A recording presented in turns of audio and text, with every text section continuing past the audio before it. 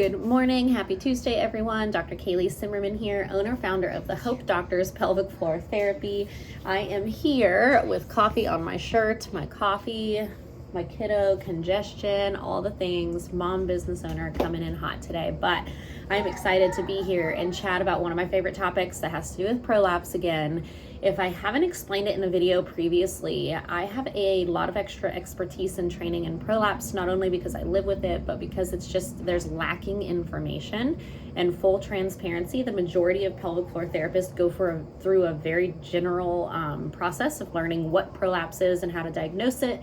And I was learning that I didn't trust that. I didn't trust that it was enough education to actually truly give a true diagnosis. I now can fit pessaries. I do an advanced prolapse assessment. And we go through all of these processes with movement, and we test the symptoms, we test all the things. So different training, extra training. That's why I talk about it a little bit more than the majority of pelvic therapists that you might see, because prolapse is, I can open it for you, buddy. Prolapse is something that is a lot more common than we think. And so the majority of people, if you think about like the numbers, 1 in 4 people are going to experience some form of prolapse. So be mindful that in a group of a small group, large group, whatever it is, there's going to be likely someone that's suffering from those symptoms. But it's also likely that someone has prolapse, but they're not symptomatic. So what that means is the organs have decreased, the ligaments up the top have let the organs fall down towards the vaginal opening, but they're not getting the symptoms of pressure, heaviness, tampon feeling, those kinds of things. And that's a possibility as well. And so in those cases, we just prevent, right? Like we educate client, we prevent, we don't necessarily, it's not a fearful thing. We don't need to be afraid of it because there's a lot of risk factors for prolapse as well. And a lot of them, again, like vaginal delivery, heavy lifting, or constipation for a prolonged period of time. So too much pressure. The other one that we're starting to notice that is really common is things like hypermobility, Ehlers-Danlos syndrome. Those kinds of things are really playing into our ability to diagnose appropriately. And so just keep that in mind. But going back to the extra expertise, the prolapse itself, if you think about like having bands in each corner of this room and a big ball in the middle, prolapse is kind of like the bands stretch out so much that the ball starts to come down towards the floor. They start to kind of stretch out, they become lax. We can't fix the bands unless they are surgically repaired, right? So we can't actually change the laxity of the tissue, but we can change the surrounding pressure management, which is what pelvic therapy does. We help to kind of like prevent that organ from dropping more, and we help it feel supported.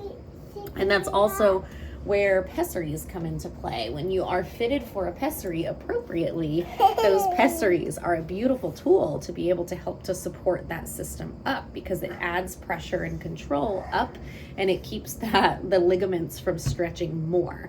And so that's really important too, is to understand just how prolapse happens, because as we go into the different symptoms, and you know, that's kind of the overlay of it, is we understand that it's the organ coming down. The organ is not damaged. It's actually the ligaments and the fascia that is holding the organs up. And so we still have a system of muscle, core, glutes, all of that stuff to control and manage so that we can prevent those symptoms though.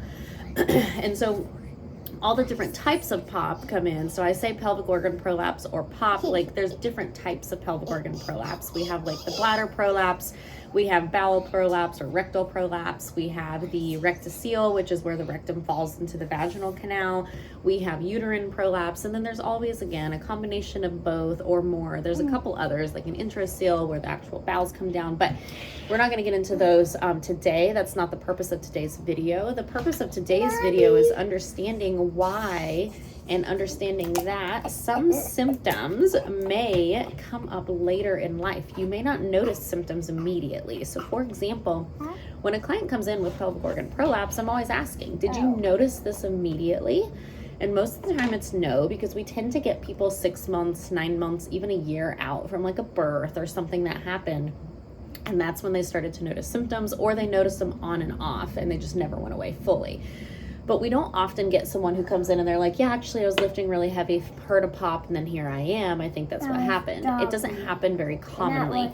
If that was the case, if there was a heavy lift or if there was a vaginal birth and we heard a pop, felt a pop, actually saw the organs descend, possibly considering like further along, right? And that's, again, it's not anything scary. There's so many different options. We'll talk about surgeries as we continue to learn together here, but there's not like anything to be afraid of. There's lots of treatments with pelvic organ prolapse. But then there's the second case, which is where it kind of comes up after prolonged positioning, prolonged things. So for example, if you had a long pushing period with a vaginal delivery, if you have a long history of constipation, if you have a long history of heavy lifting and you don't know how to manage pressure well, hey, you need a tissue. Those are things that can add into your risk of having prolapse symptoms. And so especially if you come in and you're not having symptoms, but I see a prolapse, we don't necessarily say you have prolapse. We talk about it, we educate you, and then we prevent it from coming on. And so those are things to consider. But the big question that I wanted to talk about today is like, why would it come on in perimenopause or menopause? Like, if I had no symptoms my entire life, I had multiple children, even if I didn't have children, and then all of a sudden in my 50s, I'm starting to notice pressure, heaviness, tampon feeling. I don't like it, right? And people come in a lot with that. And so one of the reasons is because of hormones, right? We go through so many different phases as females where the hormones fluctuate, the laxity of the ligaments kind of change. It's called creeping too, and we'll talk about that in a second as well. But the laxity of the ligaments change, the pressure changes, your stress changes, your stress management changes, but it's a big hormone factor at that point in life. And a lot of times the hormone fluctuations when we're going through perimenopause, menopause starts to add more laxity to the tissue and dryness to the tissue and different things, right? So we do see it a little bit later on in life often for that. But the main thing that I would say, I almost always see when someone has prolapse symptoms and they come up later in life like that, we really recognize that that is mainly because of what's called creeping of the tissue. So go back to the ball analogy in the middle of the room with the 4 bands, right? What happens is something kind of dislodges it from being nice and up, and it starts to just kind of creep. And just with time, you know, heavy lifting, pressure, all these other things, if we don't have good pressure management, not in pelvic PT, these kinds of things, eventually it's just going to start to kind of descend because we're working against gravity all the time, right? And so it's nothing you're doing wrong, but it's something that can happen later in life if you have the risk factors for it.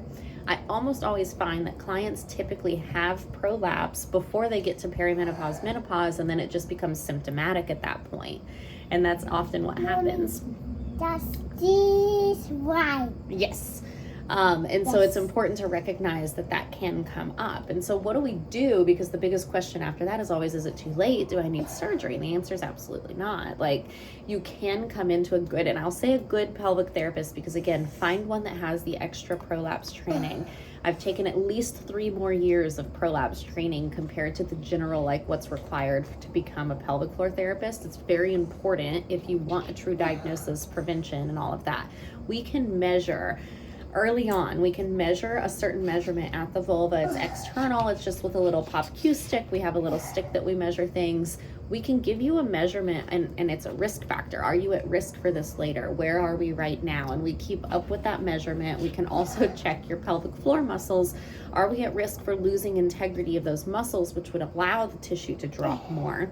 We also know if you have Ehlers-Danlos, are you hypermobile? Are we having struggles with like stability, pressure management, and control? So if you come into a pelvic floor therapist earlier, you're a lot more likely to have success moving forward and not having those symptoms pop up later in life. And so it's never too late. We can definitely see you at that point when you start to notice symptoms, and please call and come in because we don't want you suffering. But when you come in, we're going to go through those series of questions. Have you ever felt those symptoms? A lot of times clients are like, well, for the first little bit right after birth, yes, I did, but I thought nothing of it because it went away.